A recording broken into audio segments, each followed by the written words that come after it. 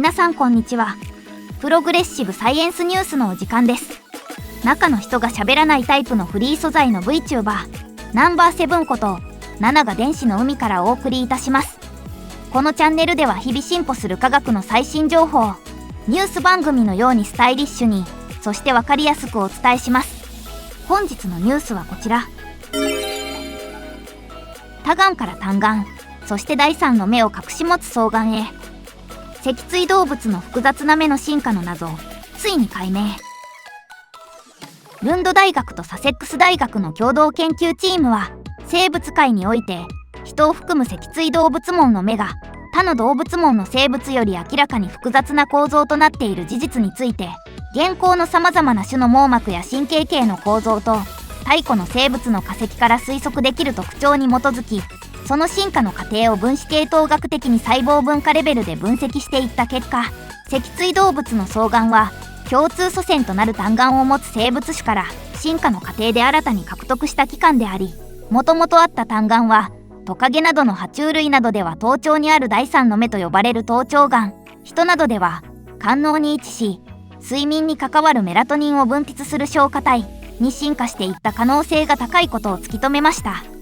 またこれにより、昆虫などの頭縁の種の目の構造が大きく異なることが、脊椎動物が新たに作り出した器官と違い、太古の系統から直接進化したからだということが判明し、同様に人類に匹敵するほど高度な機能を有していることから、進化に何らかの共通系統があったのではないかとの考えもあったイカなどの頭足類の目についても、太古の枝分かれからの全く別系統の環境適応に準ずる平行進化であるという結論に帰結しました。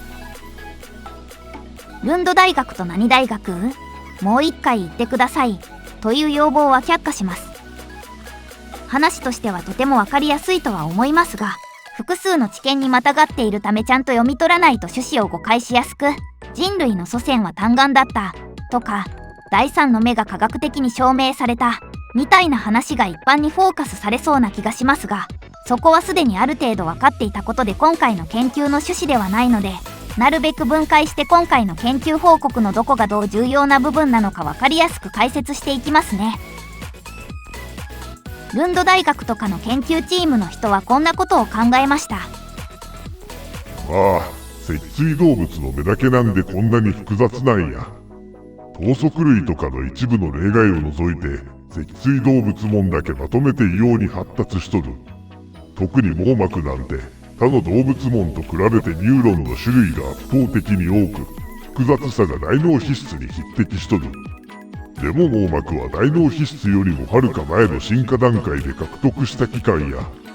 ちゅうことは、この複雑な網膜の基本構造は太古の脊椎動物の共通祖先の時点ですでにできとったはずやが、そこまで遡ると、他の動物門となんでこんなに違う進化をしたのかいう原因がわからん。同じ目という器官があって、系統樹が違っても同じ時代の地球で進化してきたのに、なんでこうも一つの系統だけ異様に進化しまくっとるんや。何々、カンブリア紀におった魚類の新しい化石が見つかった。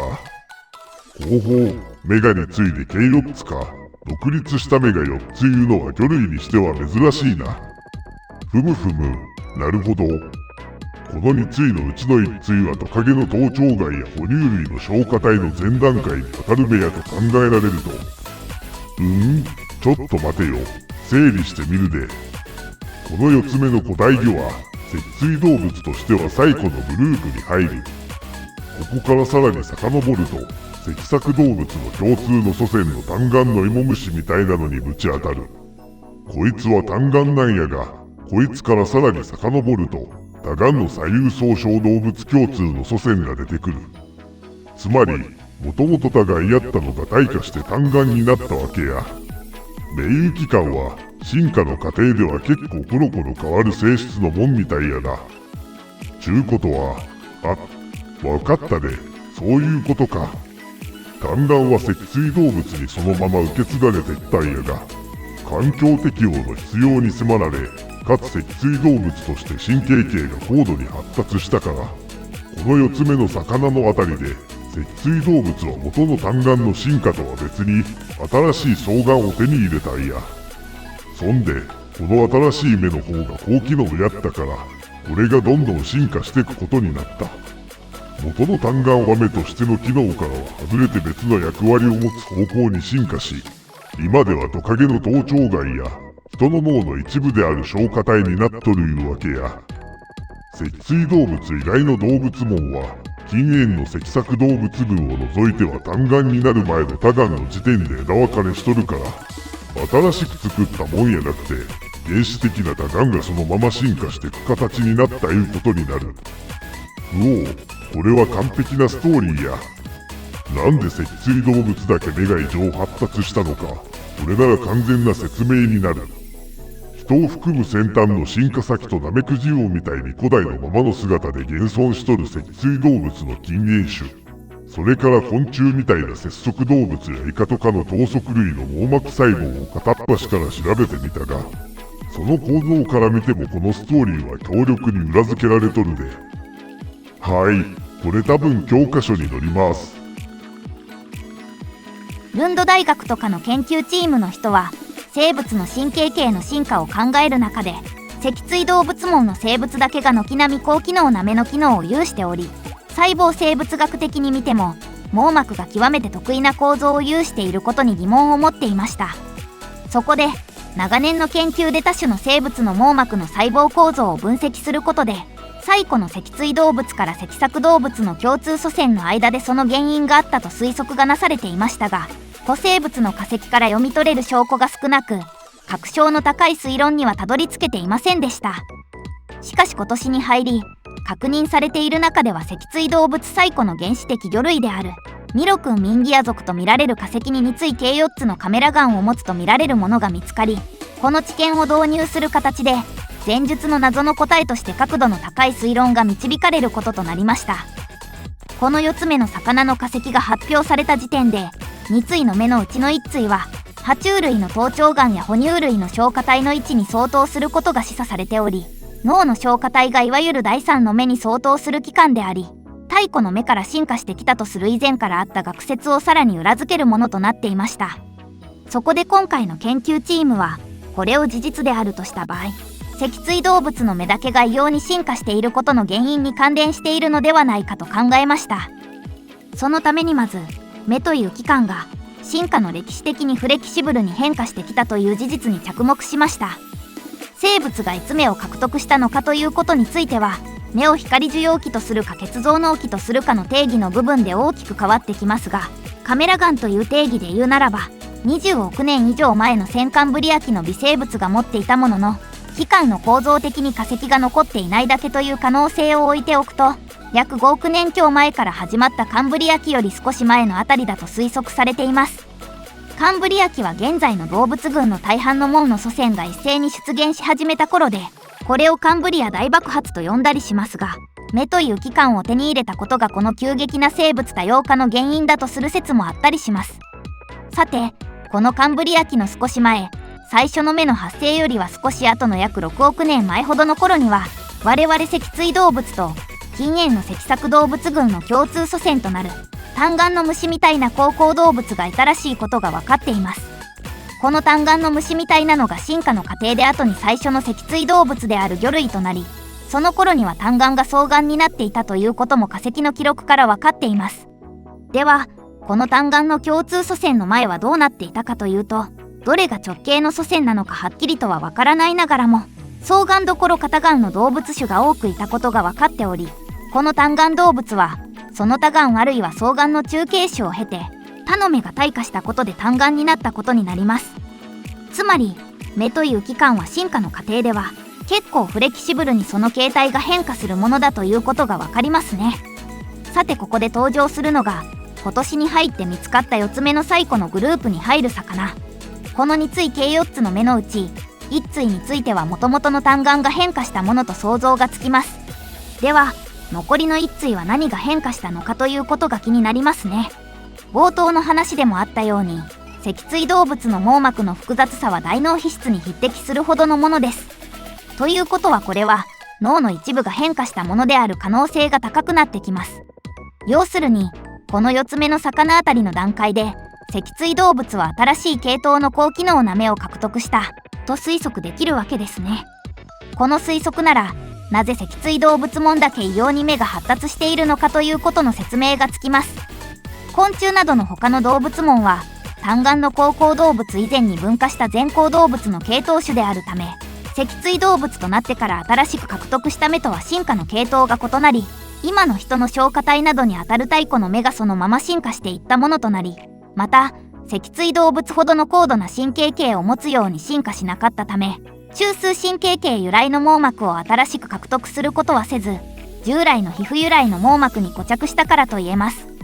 さらにイカやタコなどの頭足類が人に追随する高度な目の機能を持っていることについて、これは系統的に脊椎動物との何らかの共通ルートがあったという見方もあったりしましたが、頭足類の属する軟体動物門も昆虫などと同じく前行動物の系統なため、系統としては重ならず、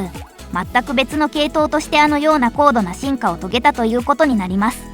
とはいえ細胞レベルで分析すると、器官として高機能ではあるものの、やはり構造の複雑さは脊椎動物と大きな開きがあるようです。そういう意味では遺伝的にかなり無理筋な進化を遂げたヤバいやつらとも言えますね。80年代頃、同じ哺乳類のイルカの脳機能が人に匹敵するほどのものだということが周知されたことから、さらに進化したイルカが人類社会に攻め込んでくるかもしれないという冗談が流行っていたようですが、実はイルカよりもイカとかの方が紙一重で実現性があるのかもしれないですね。未来のイカ釣り漁船のおっちゃんは気をつけるでげそ。そんなこんなで、過去に行って実際に分析できない以上、完全な証明は不可能な分野ながら、なぜ脊椎動物の目だけがこんなに発達しているのかという観点では、非常に角度が高いと思われる推論の発表となったわけですが、もう一つ、なぜ進化においてそんなに目の形態がコロコロ変わるのかという疑問を持った方もいると思います。今回の研究ではこちらの観点でも分析がされており、これも納得のいく説明となっています。脊椎動物の大元の祖先である単眼の高甲動物は、その形態から海底に定住して漂ってきたプランクトンをろ過して栄養を摂取するという海藻みたいな生活を送っていたと見られています。なのでそれ以前の多眼の種にあった目の必要性が薄くなり、他の目が退化して単眼になったと考えられます。そしてその後、カンブリア大爆発により天敵が現れるなど再び動き回る必要が出てきて、魚類に進化していく中で新しい一対の目を獲得しました。このことから目の発達というのはその種の運動機能に起因していると予想されます。その証拠として高甲動物から分岐した脊索動物群として脊椎動物とは近縁種となる現存する頭索動物や尾索動物は分岐前の高甲動物と似たような生活様式であり、目は発達していないものの光受容器を持ち、それが消化体と似たような働きをしているようです。さらに脊椎動物の中では最も古い分岐と見られている現存する円孔類のヤツメウナギは幼生の時のみ先ほどの定住生活様式であり、その器官はやはり同じような光受容機能となっています。運動機能とは違いますが、身近なところでは同じ哺乳類であるモグラも目が退化していたりするので、こういった事例からしてもやはり目という器官の形態は進化においてフレキシブルに変化する特性を持つ形質であることは間違いなさそうですね。そうすると文明によるメガネなどの矯正器具により視力での淘汰が低減されながらも、その一方でこれまた文明的に目を酷使する人類の目はこれからどういう進化の道をたどるのかちょっと気になったりもします。現世人類の目の進化ツリー的には、もともと目だったものが脳の一部になり、脳の一部だったものが目として半ば独立した器官になっているということになるので、もしかしたらさらに遠い未来では予想もつかないようなものになっているかもしれませんね。今回の研究論文はカレントバイオロジー誌においてオープンアクセスとなっています。動画コンセプトと尺の都合上かなりの部分を割愛していますが、実際には網膜の層構造と双極細胞の有無の関係や各種神経細胞の発現、関連すると見られる基地の特定遺伝子や細胞間シグナル伝達経路についてなど、細胞生物学、分子生物学、分子系統学、遺伝学、生理学、解剖学など、これでもかというほど生物学関連の各サブカテゴリーから多角的にアプローチしており、査読付きジャーナルに載っているので当たり前ですが、単純に化石の形態から導いたような論述ではないことが見て取れますので、本動画の解説では納得できないという方や、答えがなくピースが膨大な超難題のパズルがぴったり揃った時の妙な快感が好きな方は、ぜひ一度目を通してみてください。それでは今回はこれでお別れです。気に入りましたらまたお会いしましょう。ご視聴ありがとうございました。オツグレッシブ。